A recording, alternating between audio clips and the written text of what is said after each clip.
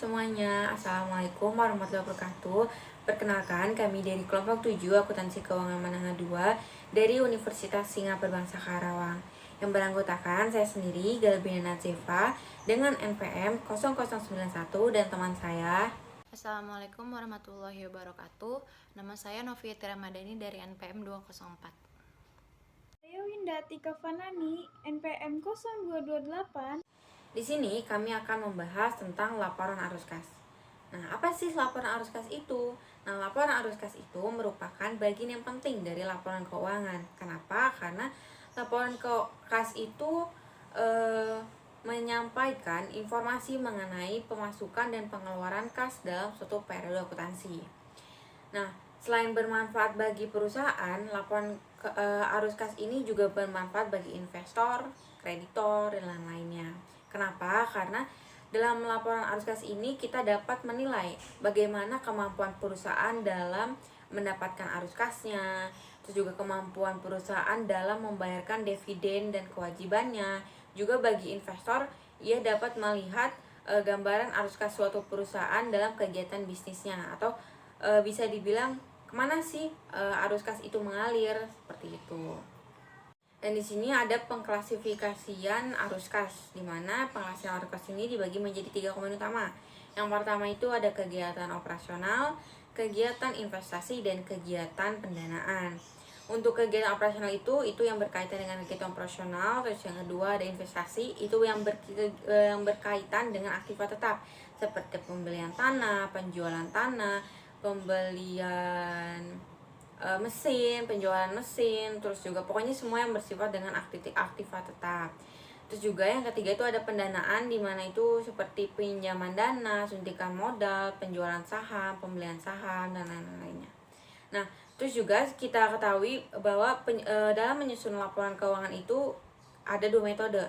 Yang pertama ada metode langsung atau direct method, dan metode tidak langsung atau indirect method. Nah, di sini saya akan menjelaskan tentang metode tidak langsung atau indirect method. Dan di sini masih mengenai tentang pengklasifikasian laporan arus kas berdasarkan kegiatannya, yaitu operasi, investasi, dan pendanaan.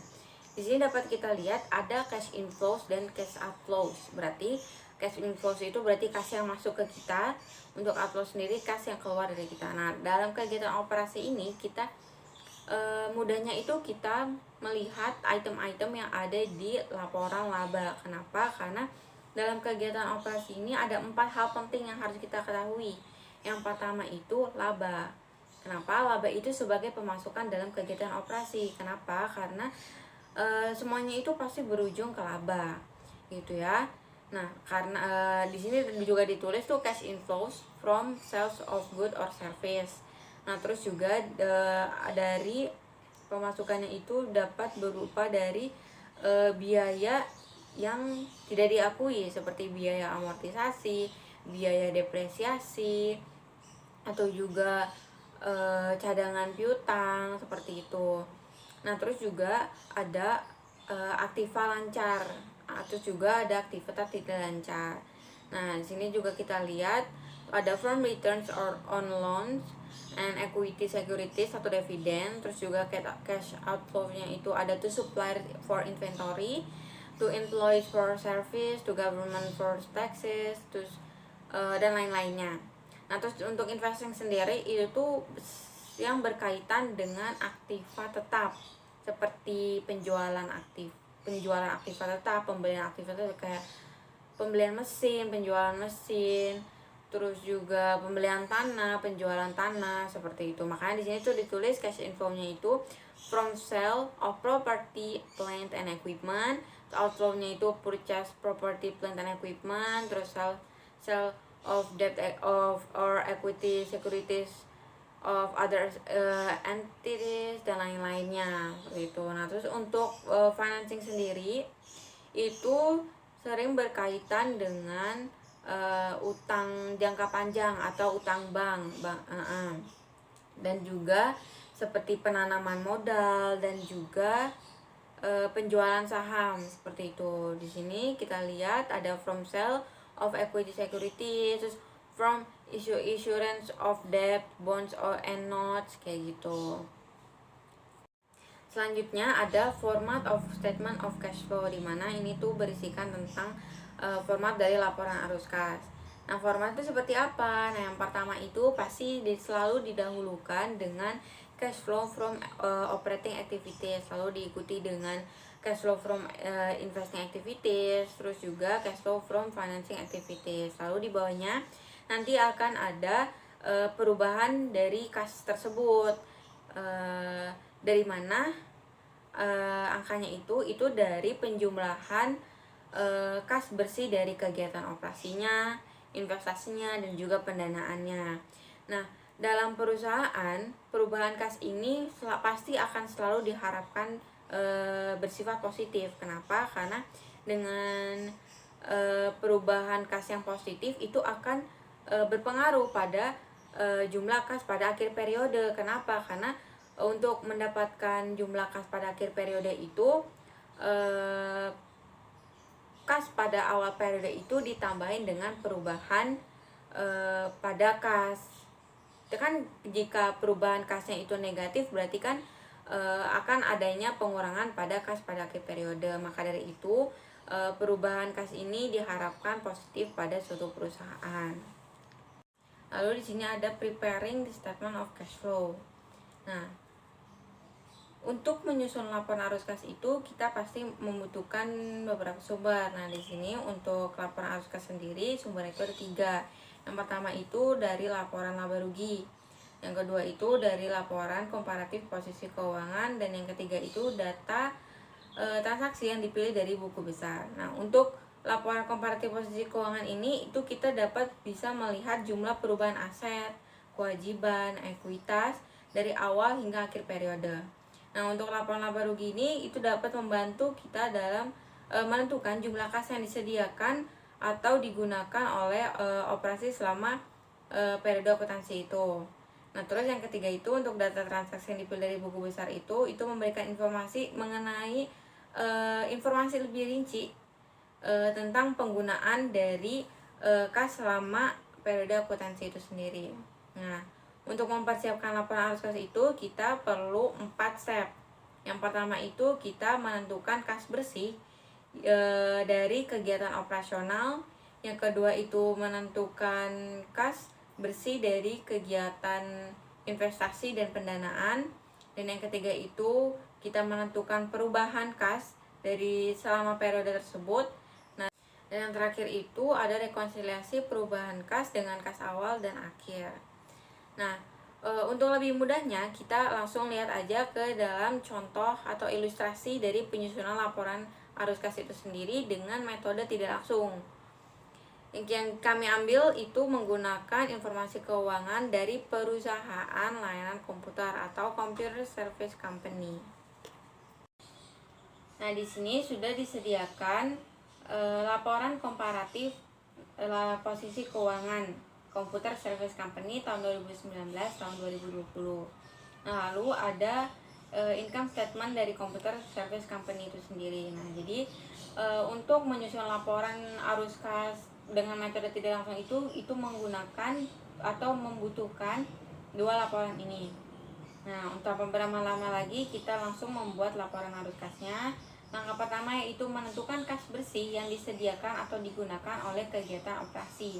Nah, untuk mengetahuinya itu kita perlu 4 hal, 4 poin. Yang pertama itu laba tahun berjalan. Kenapa laba? Karena semua kegiatan operasional itu ujungnya ke laba. Nah, jadi kita membutuhkan laba bersih tahun berjalan. Berarti kita tulisnya adalah cash flow from operating activities net income sebesar $145.000. Nah, di sini sudah disediakan laporan komparatif posisi keuangan Computer Service Company tahun 2019 tahun 2020. Nah, lalu ada income statement dari Computer Service Company itu sendiri. Nah, jadi untuk menyusun laporan arus kas dengan metode tidak langsung itu menggunakan atau membutuhkan 2 laporan ini. Nah, untuk beberapa lama lagi kita langsung membuat laporan arus kasnya. Langkah pertama yaitu menentukan kas bersih yang disediakan atau digunakan oleh kegiatan operasi. Nah, untuk mengetahuinya itu kita perlu 4 hal, 4 poin. Yang pertama itu laba tahun berjalan. Kenapa laba? Karena semua kegiatan operasional itu ujungnya ke laba. Nah, jadi kita membutuhkan laba bersih tahun berjalan. Berarti kita tulisnya adalah cash flow from operating activities net income sebesar 145.000 dolar, itu dari income statementnya. Nah, terus langkah kedua kita poin kedua kita itu menyusun akun yang disesuaikan yang tidak terkait dengan kas seperti depresiasi, amortisasi, penyisian piutang itu. Nah, namun di kasus ini itu ada depreciation expense. Nah, berarti kita tulis yaitu sebesar 9.000. Nah, meskipun biaya penyusunan itu tuh mengurangi laba, tapi tidak mengurangi kas. Dengan kata lain, biaya depresiasi itu biaya non tunai. Nah, jadi perusahaan tuh harus menambahkan kembali ke laba bersih untuk meniadakan pengaruh biaya untuk mendapatkan kas bersih yang diperoleh dari aktivitas operasi. Nah, lalu ada loss on disposal of plant asset itu sebesar 3.000. Nah, lalu poin ketiga itu adalah aset lancar. Nah, di sini ada perubahan nilai piutang. Nah, kita lihat ke neracanya. Neraca komparatifnya di sini pada tahun 2019 nilai account receivable-nya itu sebesar 30.000. Pada tahun 2020 menjadi 20.000. Nah, berarti ada pengurangan sebesar 10.000. Nah, pengurangan pada account receivable ini itu menandakan adanya pembayaran piutang. Nah, berarti kan kas kita masuk kan. Nah, berarti kalau pengurangan piutang berarti ada kas masuk, berarti arus kasnya itu bertambah atau positif naik. Nah, berarti kita tulis di laporan arus kas itu decrease in account receivable itu positif sebesar 10.000 atau pemasukannya sebesar 10.000. Nah, tapi kalau misalnya itu increase atau account receivable-nya itu bertambah pada tahun 2020, berarti kan account receivable kita bertambah kan. Nah, berarti adanya pengeluaran kas. Karena adanya pengeluaran kas, ada orang yang minjem ke kita, berarti kita ngeluarin uang. Nah, berarti itu akan menambah jumlah kas kita yang keluar, berarti nanti akan bernilai negatif. Nah, terus di sini di current assetnya itu ada inventory. Nah, inventorynya itu naik sebesar 5.000 dari 10.000 ke 15.000.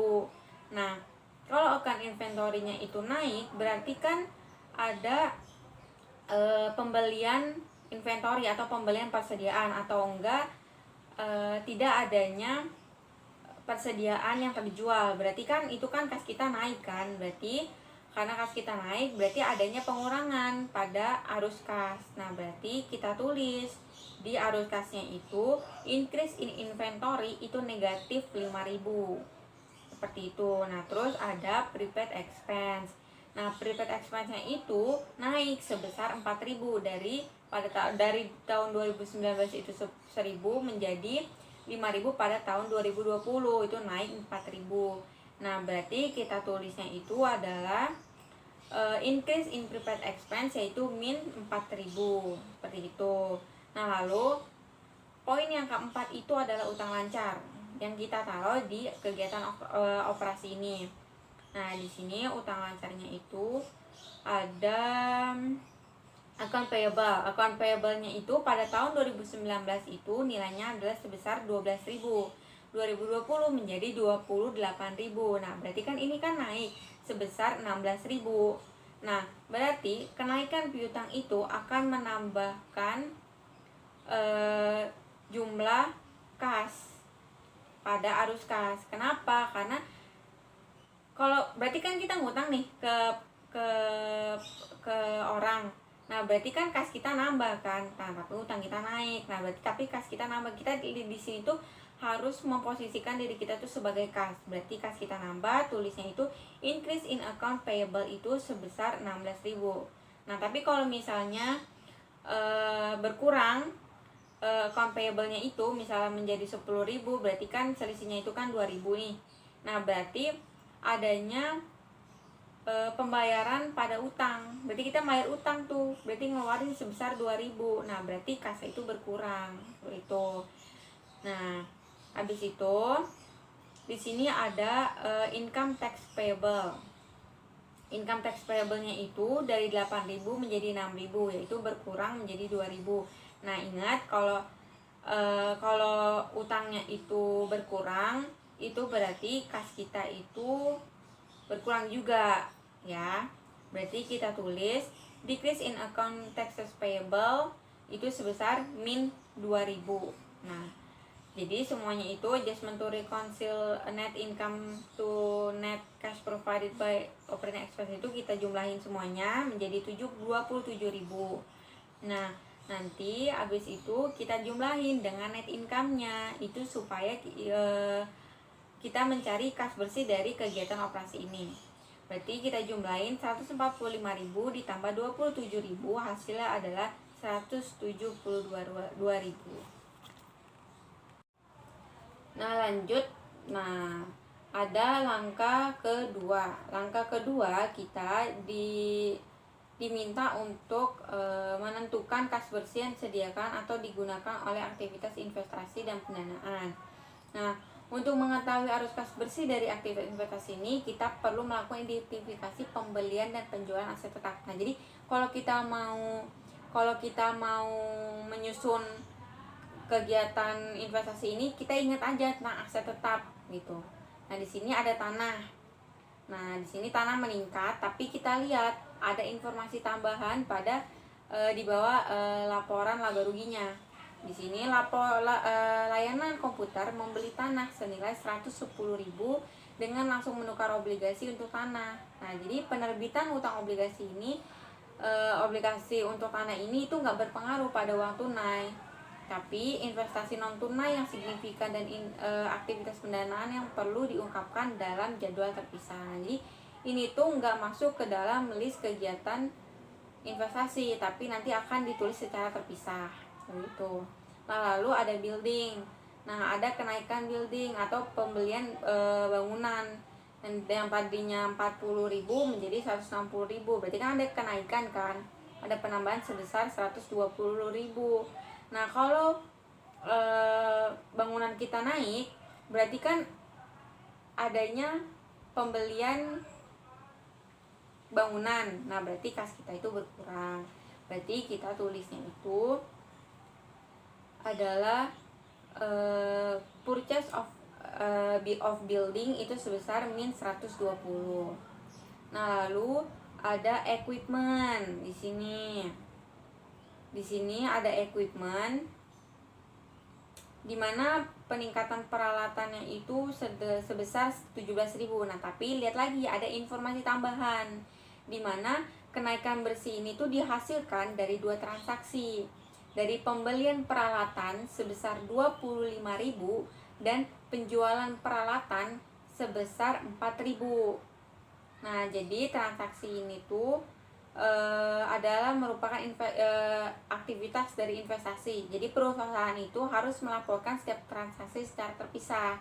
Nah, jadi kita melaporkan pembelian peralatan sebagai arus kas keluar itu sebesar 25.000 dan melaporkan penjualan arus kas uang tunai itu sebesar 4.000. Nah, jadi kita nulisnya itu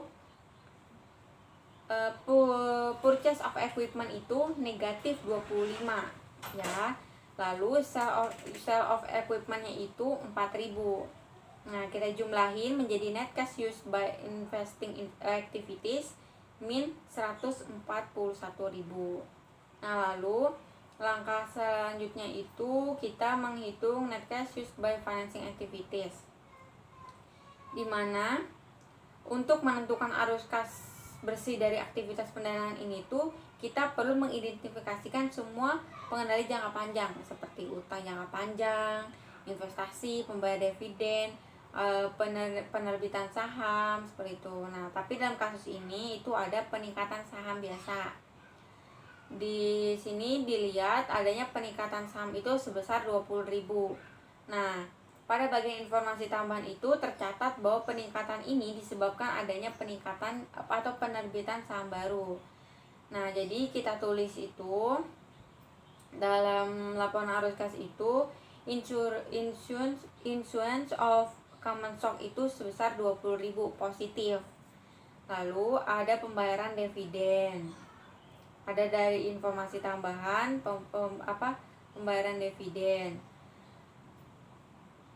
Di sini ada peningkatan saldo laba, di mana laba di tahun itu meningkat sebesar 116.000 selama tahun itu. Nah, peningkatan ini dijelasin ada 2 faktor, itu dari informasi tambahan, itu laba bersih itu 145.000 meningkat laba ditahan, dan dividen sebesar 29.000 menurunkan laba ditahan. Nah, perusahaan itu menyesuaikan laba bersih dengan kas bersih yang diperoleh dari aktivitas operasi di bagian aktivitas operasi.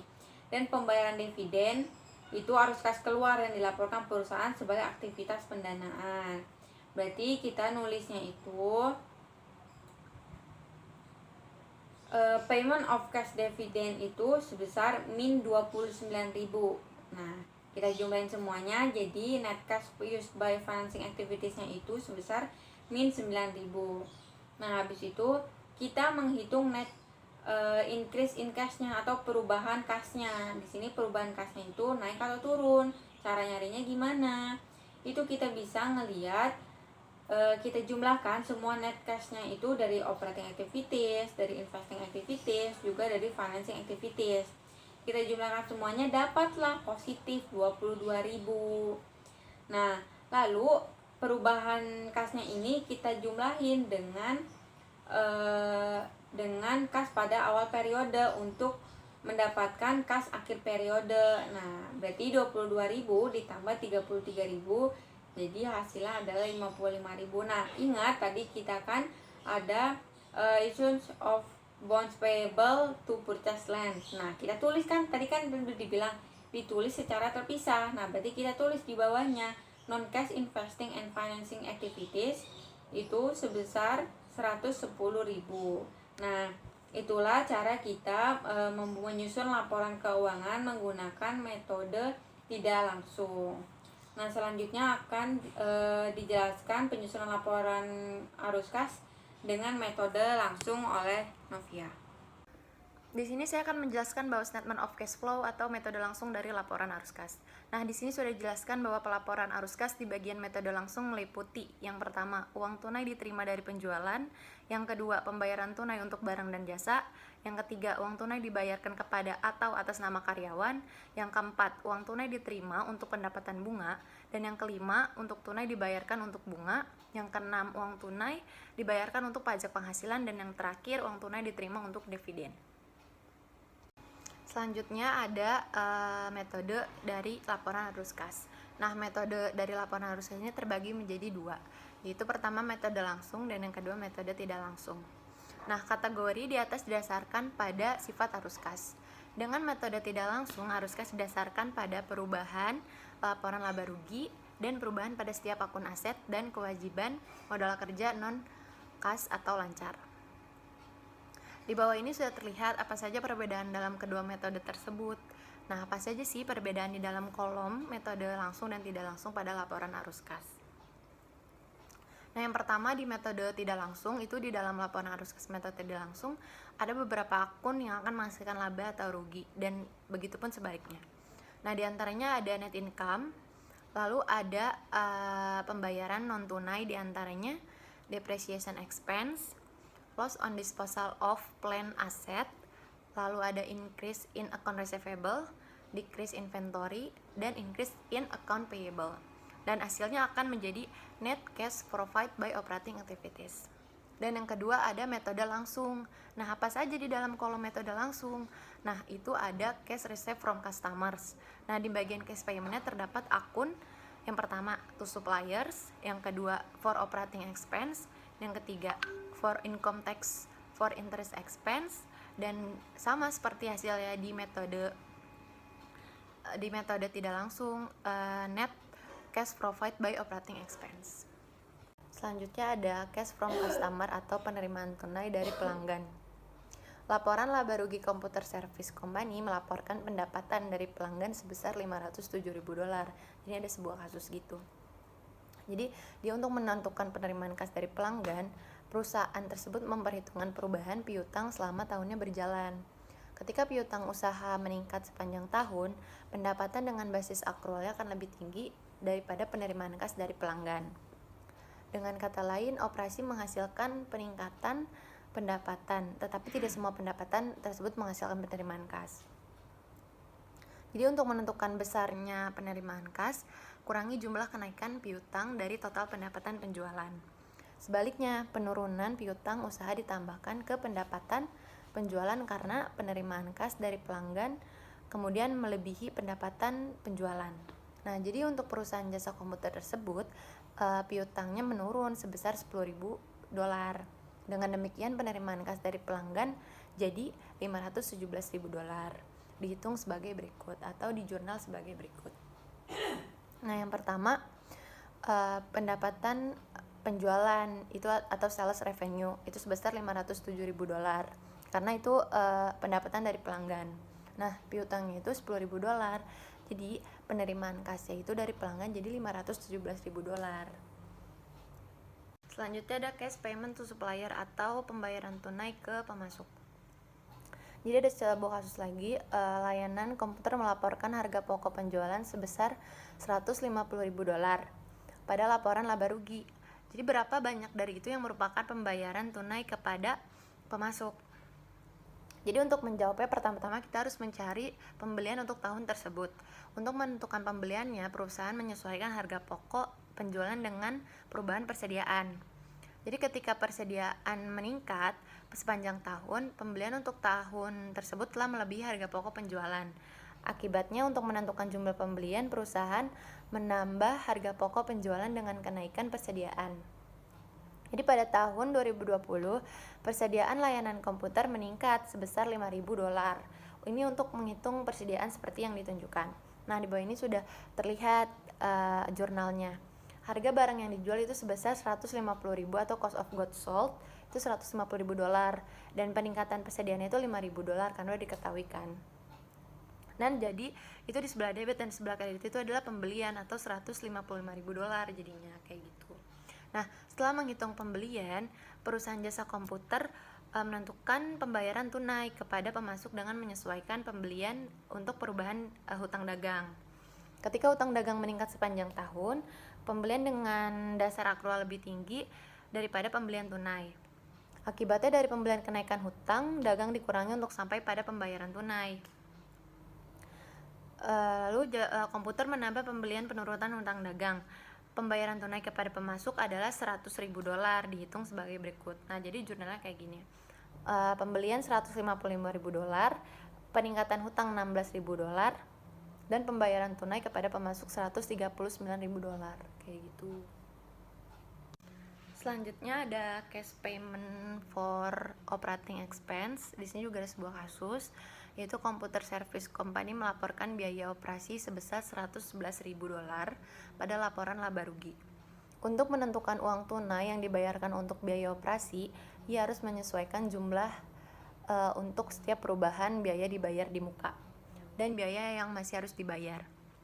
Misalnya, ketika biaya prabayar meningkat $4.000 selama tahun berjalan, uang tunai yang dibayarkan untuk biaya operasional adalah $4.000, lebih tinggi daripada biaya operasi yang dilaporkan pada laporan laba rugi. Untuk mengubah biaya operasional menjadi pembayaran tunai, untuk biaya operasional menambahkan kenaikan biaya sebesar $4.000. Sebaliknya, jika biaya prabayar menurun sepanjang tahun, drop-by-nya mengurangi jumlah penurunan tersebut dari biaya operasional. Jadi perusahaan servis komputer tidak mempunyai biaya operasi untuk perubahan biaya yang masih harus dibayar. Tetapi ketika biaya yang masih harus dibayar meningkat selama tahun berjalan, biaya operasi berdasarkan akrual lebih tinggi daripada biaya tunainya. Jadi akibatnya perusahaan mengurangi dari biaya operasi, peningkatan biaya yang masih harus dibayar yang untuk sampai pada pembayaran tunai untuk biaya operasinya. Dan biaya operasional menambah penurunan biaya yang masih harus dibayar karena pembayaran tunai melebihi biaya operasional. Pembayaran tunai Computer Service Company untuk pembiayaannya adalah biaya operasinya adalah sebesar $115.000 dihitung sebagai berikut. Nah, jadi jurnalnya seperti ini.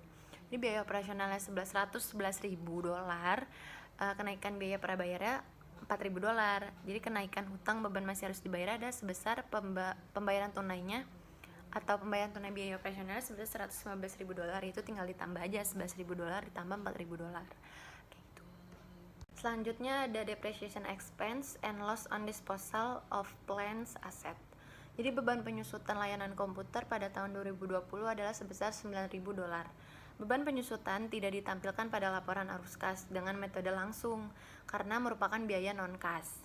Jadi jika jumlah biaya operasi termasuk biaya penyusutan, maka biaya operasi harus dikurangi dengan jumlah penyusutan untuk menentukan pembayaran tunai untuk biaya operasi. Kerugian pelepasan aset pabrik sebesar $3.000 juga merupakan biaya non-cash. Kerugian pelepasan aset pabrik mengurangi pendapatan bersih, tapi tidak mengurangi kas. Dengan demikian, kerugian pelepasan aset pabrik tidak ditampilkan dalam laporan arus kas dengan metode langsung. Jadi beban lain untuk beban yang tidak memerlukan penggunaan kas seperti amortisasi aset tidak berwujud dan beban piutang tak tertagih diperlakukan dengan cara yang sama seperti penyusutan. Nah, selanjutnya ada pembayaran tunai untuk bunga. Jadi komputer service melaporkan beban bunga di laporan laba rugi sebesar $42.000 karena neraca tidak termasuk akrual untuk hutang bunga untuk tahun 2019 atau 2020. Jumlah yang dilaporkan sebagai beban sama dengan jumlah bunga yang dibayarkan. Nah, yang kedua ada pembayaran tunai untuk pajak pendapatan. Laporan laba rugi untuk perusahaan jasa komputer menunjukkan beban pajak penghasilannya sebesar $47.000. Hutang pajak penghasilan bagaimanapun turun $2.000. Penurunan ini berarti bahwa pajak penghasilan yang dibayarkan lebih banyak daripada pajak penghasilan yang dilaporkan dalam laporan laba rugi. Pembayaran tunai untuk pajak pendapatan adalah $49.000 seperti yang ditunjukkan. Jadi cara penghitungannya seperti ini. Jadi beban pajak penghasilannya adalah $47.000 dan dengan penurunan hutang pajak penghasilan $2.000. Nah, pembayaran tunai untuk pajak pendapatan tinggal ditambah saja $47.000 ditambah $2.000, jadi $49.000. Nah, selanjutnya ada bagian aktivitas operasi dari laporan arus kas layanan komputer dihitung sebagai berikut. Jadi perhitungan ini dihitung dengan metode langsung dari laporan arus kas. Yang pertama terdapat pada kolom sebelah kanan itu ada cash receipt from customers itu sebesar $517.000. Dan di cash payment ada beberapa perhitungan, diantaranya yang pertama to supplier sebesar $139.000, yang kedua for operating expense sebesar $115.000, yang ketiga for income tax sebesar $42.000, dan yang terakhir for interest expense $49.000. Dan hasil dari cash payment tersebut adalah sebesar $345.000. Lalu si cash receipt from customer itu dikurang dengan hasil cash payment, jadi totalnya sebesar $172.000. Analisis transaksi. Kebahagiaan adalah arus kas yang positif memang benar. Meskipun laba bersih memberikan ukuran jangka panjang dari keberhasilan atau kegagalan perusahaan, uang tunai adalah sumber kehidupannya. Tanpa uang tunai, sebuah perusahaan tidak akan bertahan. Untuk perusahaan kecil dan baru berkembang, arus kas adalah salah satunya elemen terpenting untuk kelangsungan hidup. Bahkan perusahaan menengah dan besar harus mengontrol arus kas. Kreditor memeriksa laporan arus kas dengan hati-hati karena mereka khawatir tentang pembayaran. Mereka memulai pemeriksaan mereka dengan menemukan kas bersih yang diperoleh dari aktivitas operasi. Jumlah yang tinggi menunjukkan bahwa perusahaan mampu menghasilkan kas yang cukup dari operasi untuk membayar tagihan tanpa meminjam lagi. Sebaliknya, jumlah kas bersih yang rendah atau tagihan negatif yang disediakan oleh aktivitas operasi menunjukkan bahwa perusahaan mungkin harus meminjam atau menerbitkan sekuritas ekuitas untuk memperoleh cukup uang tunai untuk membayar tagihannya. Akibatnya, kreditor mencari jawaban atas pertanyaan-pertanyaan berikut dalam laporan arus kas perusahaan. 1. Seberapa sukses perusahaan dalam menghasilkan kas bersih yang diperoleh dari aktivitas operasi? 2. Bagaimana tren arus kas bersih yang disediakan oleh aktivitas operasi dari waktu ke waktu? 3. Apa alasan utama dari kas bersih positif atau negatif yang diperoleh dari aktivitas operasi? Kita harus menyadari bahwa perusahaan bisa gagal meskipun mereka melaporkan laba bersih. Perbedaan antara laba bersih dan kas bersih yang diperoleh dari aktivitas operasi bisa sangat besar. Perusahaan seperti WT Grand Company dan Prime Motor INN misalnya, melaporkan angka pendapatan bersih yang tinggi tetapi kas bersih negatif, disediakan oleh aktivitas operasi. Akhirnya, kedua perusahaan tersebut mengajukan pilot. Selain itu, peningkatan besar dalam piutang dan persediaan dapat menjelaskan perbedaan antara laba bersih positif dan kas bersih negatif yang diperoleh dari aktivitas operasi. Misalnya, pada tahun pertama operasinya, HUNENC melaporkan laba bersih sebesar $80.000, namun kas bersih yang diperoleh dari aktivitas operasi adalah negatif $95.000. Seperti yang ditunjukkan pada ilustrasi di bawah ini. Di sini, net income-nya itu adalah $80.000. Lalu pada cash provided by operating activities, itu ada menambah akun piutang, negatif $75.000, menambah akun persediaan, negatif $100.000, lalu bila dijumlahkan menjadi negatif $175.000. Jadi, kas bersih yang diperoleh dari aktivitas operasi adalah negatif $95.000.